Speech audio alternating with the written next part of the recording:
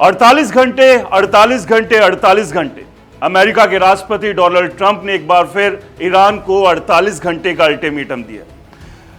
Trump का कहना है कि या तो स्ट्रेट ऑफ हार्मोज से कुछ खाली कर दो, वहां से जो पाबंदी लगाई है उसे हटा दो, वरना पूरे के पूरे ईरान को तबाह कर दिया जाएगा। और लगातार देख रहे हैं कि यह युद्ध 1 महीने से ज्यादा खिंच गया, जिसे अमेरिका के राष्ट्रपति ट्रंप मान रहे थे कि 2 से 3 दिन में खत्म कर देंगे। लेकिन ईरान ने इजराइल और अमेरिका के सामने ऐसी स्थिति खड़ी कर दी है कि ना तो उनसे ये निगला जा रहा है और ना ही उगला जा रहा है।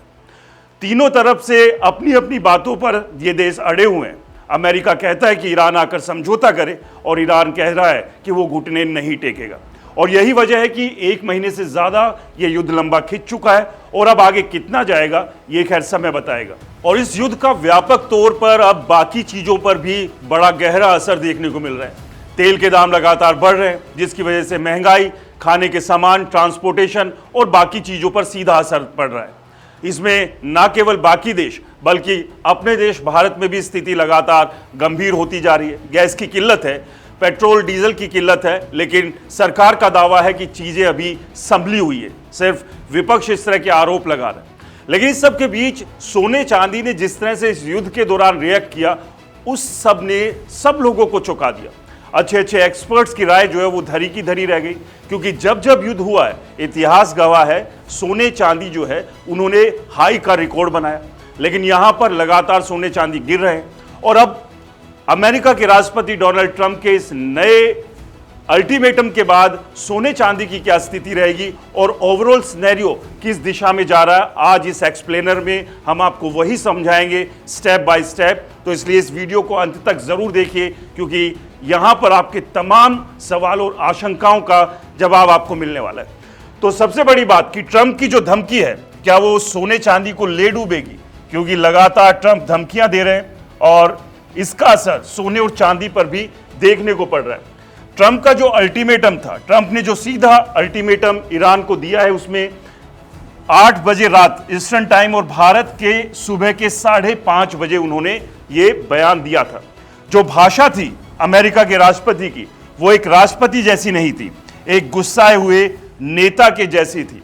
और उन्होंने जो एक सोशल मीडिया पर पोस्ट भी किया, उसमें इस बार जो भाषा थी वो अब गाली गलौज पर उतारा है। यानी कि एक तरफ मिसाइल और गोलियां और दूसरी तरफ अब गालीबाजी पर भी अमेरिका के राष्ट्रपति उतर चुके हैं। ये स्थिति अभी बनी हुई है। ऐसे में सवाल यह है कि ईरान टूटेगा क्यों नहीं? क्योंकि ईरान, जिसे अमेरिका और इजराइल मान रहे थे 2 से 3 दिन में सफाया कर देंगे, वो ऐसा नहीं कर पाए। आखिरकार क्यों नहीं टूटेगा ईरान? ईरान ने देश को 31 मिलिट्री जोन में बांट दिया है। 31 मिलिट्री जोन में हर जोन इंडिपेंडेंट डिसीजन ले सकता है। यानी कि अब उसे कहीं जो सेंट्रल डिसीजंस के लिए इंतजार करना पड़ता था, वो अब खत्म हो गया है। यानी कि जो सेंट्रल जो डिले था, अब वो खत्म हो गया 31 मिलिट्री जोन बनाने से। अब इससे हुआ क्या? पहले जब हमला हुआ, जवाब देने में 18 घंटे ईरान को लगे थे, क्योंकि सेंटर से सलाह मशवरा और डिसीजन आते आते ये समय लगा। लेकिन अब की स्थिति क्या है कि अब हमला होता है तो जवाब तुरंत 1 घंटे या उससे भी कम समय में दे दिया जाता है। यानी ये सिस्टम अब तोड़ना लगभग नामुमकिन हो गया है अमेरिका और इजराइल के लिए। इसलिए ईरान जो है वो मजबूती के साथ खड़ा है कि डिसीजन उसे तुरंत लेने को मिल रहा है। 31 मिलिट्री जोन जो है अपने अपने हिसाब से वो डिसीजन ले रहे हैं और रिएक्ट कर रहे हैं। अब बात कर रहे हैं, जो गेम चेंजर है वो 2 स्ट्रेट है। हम अभी तक बात कर रहे थे स्ट्रेट ऑफ हार्मुज की, इसके अलावा एक और है, वो है बाब अल मांडेब। ये भी है। दोनों यहां से जो सप्लाई है ऑयल की इन दोनों स्ट्रेट से, वो मिलाकर करीब 20% होती है। यानी कि स्ट्रेट ऑफ हार्मुज की बात करें तो, हार्मुज की बात करें तो 16% और बाब अल मांडेब की बात करें तो 4% तेल यहां से गुजरता है। और अगर ये दोनों बंद होते हैं तो 20% ग्लोबल जो ऑयल सप्लाई है वो रुक जाएगी। और अभी की स्थिति भी है, कुछ ही देशों को ईरान ने अनुमति दी है अपने जहाज यहां से ले जाने की। लेकिन वो अनुमति भी ऐसा नहीं है कि धड़ाधड़ ये देश जो है वहां से अपने जहाज लेकर आ रहे हैं। इंडिया के जहाज आ रहे हैं, लेकिन जो पहले स्पीड थी वो कम हुई है और उसका असर ही बाकी चीजों पर दिख रहा है।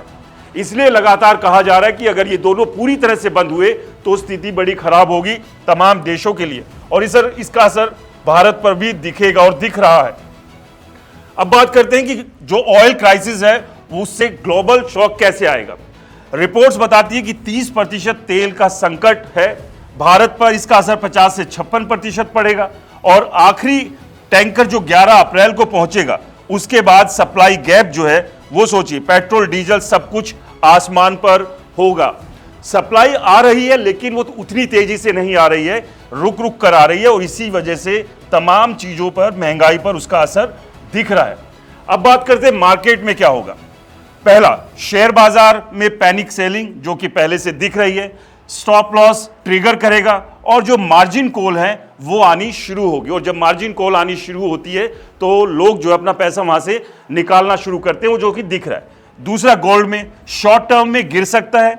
क्यों? क्योंकि कैश की जरूरत है, क्योंकि अभी लोगों को कैश चाहिए, तो ऐसे में शॉर्ट टर्म में वो गिरेगा।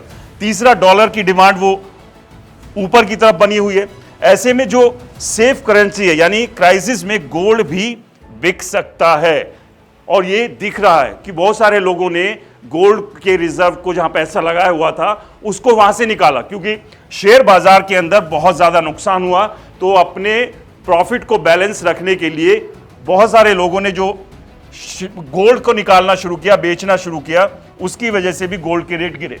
अब बात करते हैं गोल्ड का जो असली खेल है। घर में संकट, सोना बेचना पड़ेगा, अगर जरूरत पड़ती है, घर में संकट आएगा तो सोना बेचना पड़ेगा। देश में संकट आएगा तो गोल्ड रिजर्व बेचता है कोई भी देश, अभी रशिया ने बेचा, इसके अलावा तुर्की और कई देश जो है तो अपना गोल्ड रिजर्व निकाल रहे हैं, क्योंकि क्राइसिस में हमेशा चाहे घर हो या देश अपने गोल्ड को निकालता है। लेकिन जैसे ही हालात सुधरते हैं, सबसे पहले क्या खरीदते हैं? गोल्ड। यानी गिरावट एक मौका हो सकता है, यानी कि अगर यहां से और ज्यादा गिरेगा तो एक्सपर्ट्स का मानना है, राय है कि यहां डिप पर आपको गोल्ड खरीदना चाहिए, लेकिन सोच समझकर। और दोस्तों आपको बता दें, ये पूरा वीडियो सिर्फ शिक्षा और जानकारी के लिए, हम निवेश की सलाह बिल्कुल नहीं दे रहे हैं, लेकिन कुछ जो सवाल हैं, कुछ शंकाएं हैं, उसका हम आज जिक्र कर रहे हैं यहां पर। अब बात करते हैं फाइनल जो 48 घंटे का जो काउंटडाउन शुरू हो चुका है, यानी मंडे और ट्यूसडे रात 8 बजे तक का समय अमेरिका के राष्ट्रपति ने दिया है ईरान को, कि ट्यूसडे यानी मंगलवार 8 बजे तक या तो उनकी शर्तें माने, वरना एक बड़ी तबाही के लिए इंतजार है, या तो युद्ध होगा या ट्रंप पीछे हटेंगे।